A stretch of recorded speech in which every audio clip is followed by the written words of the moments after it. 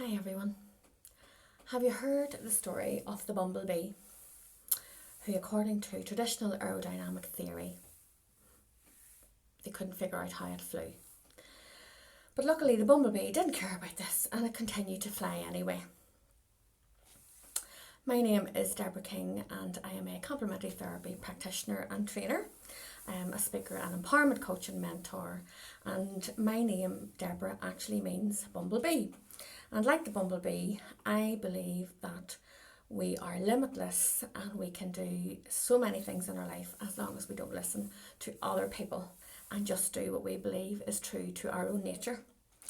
So hello everyone, and Kim has asked me to come on and talk a little bit about environment and sort of what that means to me and my experience with that. So thank you so much for inviting me in, and hello everyone. And by the way, if you have any questions or anything, feel free to drop them underneath the post. Okay. So environment, so I had taken down a little definition of environment. The surroundings or conditions in which a person, animal or plant lives or operates. The circumstances, objects or conditioning by which one, or conditions by which one is surrounded. And the complex or physical, chemical and biotic factors that act upon an organism or an ecological community, and this is a bit I like, ultimately determine its form and survival. Okay, so what does environment mean for me?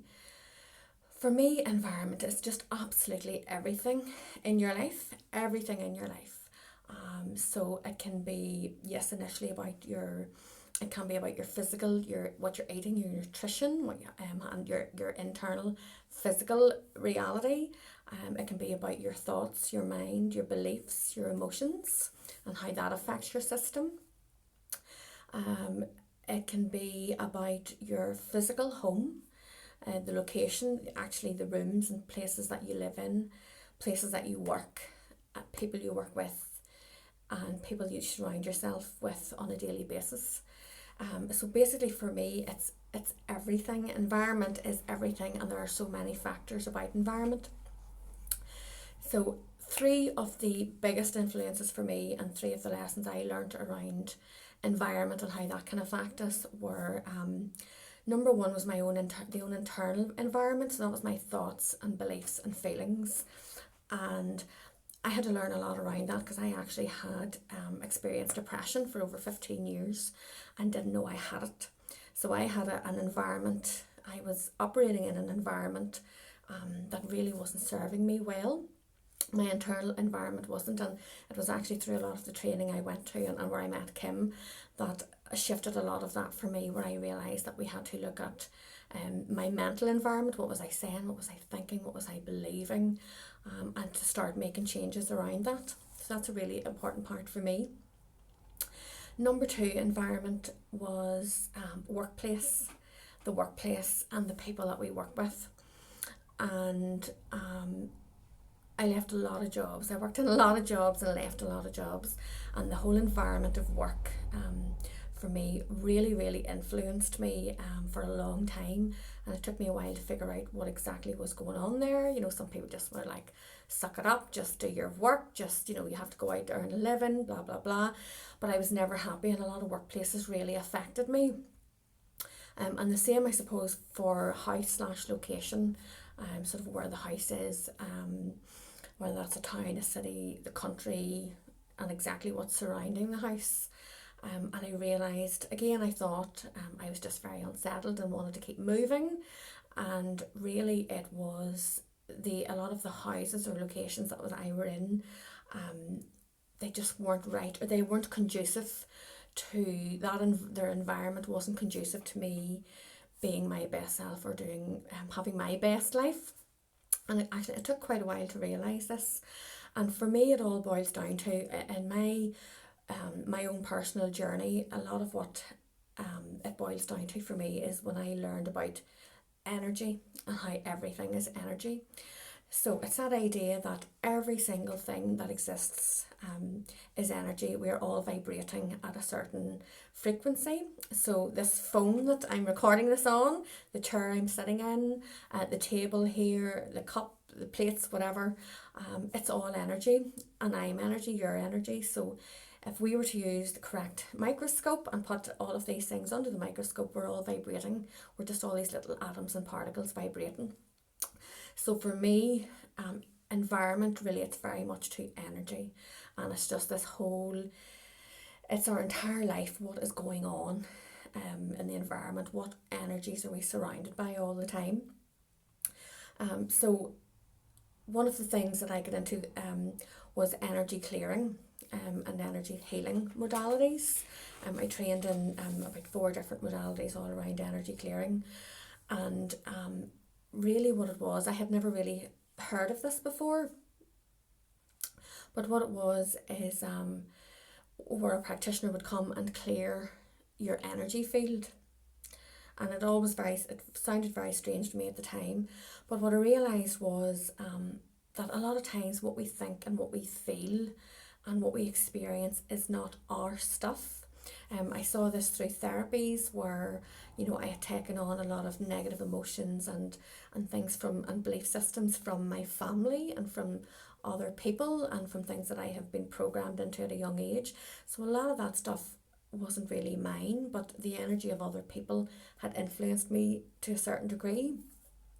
So energy clearing, what it does is it helps on a personal level, for a person, it helps to clear out the energy system within the body, and that works on a physical, mental, emotional and spiritual level, and it just really depends on what you need. So it's that idea, for example, maybe you go into work and there's somebody that you really don't get on with, and when you're speaking with them or when you're near them, they just drain you. Or you feel tired or you feel grumpy just being in their company. And what's happening is really your energy system is interacting with their energy system, and it's not gelling. It's not vibing at all. You just aren't matching on a vibrational level. Some people don't have a lot of energy, and basically what they're kind of do is, if you're in good form, they're kind of subconsciously taking energy from your energy system to make them feel good. But this is really all done on a subconscious and energetic level. We read energy all the time. We read energy when you walk into a room, and there may be nobody there, or somebody has left the office, and you walk in and you say to your colleague, "Oh my goodness, what has happened in here?" You could cut the atmosphere with a knife. You can read the energy in the room. You may walk into a room and it feels really happy and really positive, and you think to yourself, "Oh my goodness, what's going on in here? Has there been a party?" So we're reading energy all the time. But what I learned was that a lot of, I did a lot of work on myself, and I realised that a lot of energy wasn't mine. So the energy clearing techniques basically help to clear you out and help to just clear out energy that doesn't belong to you.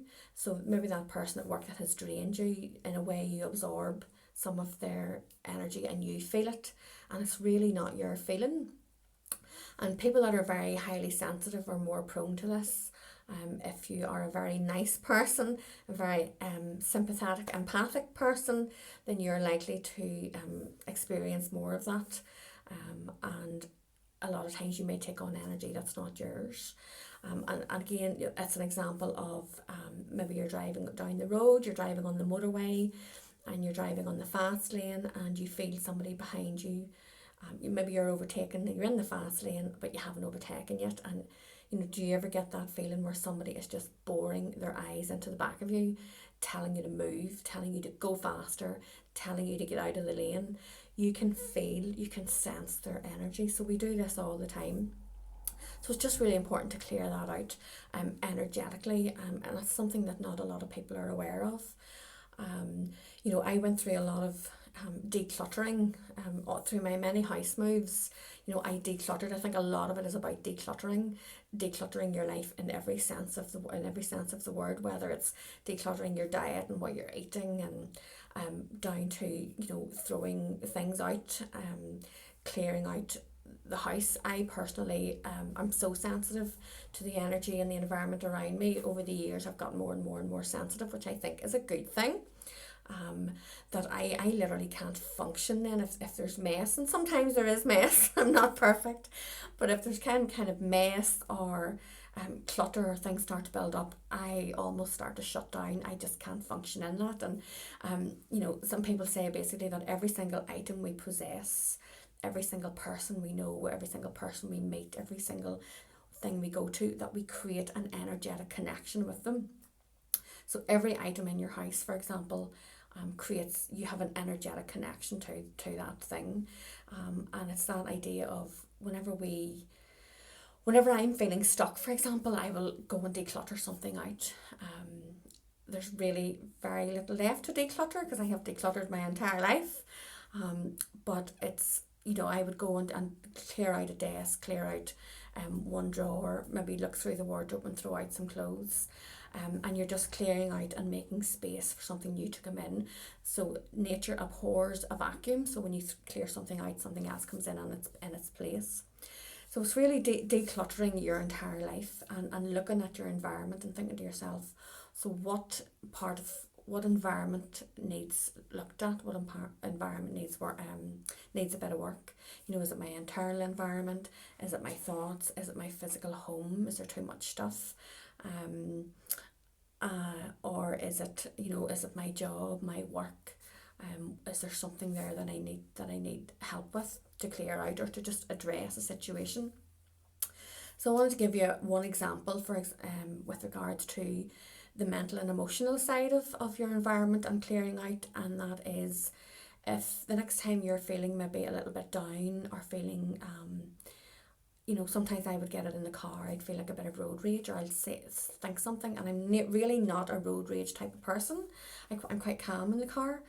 The next time you feel something like that just feels quite strong, or you don't like the feel of it, or you don't like the thought, if you just take a moment and say to yourself, this feeling of whatever it is this mine?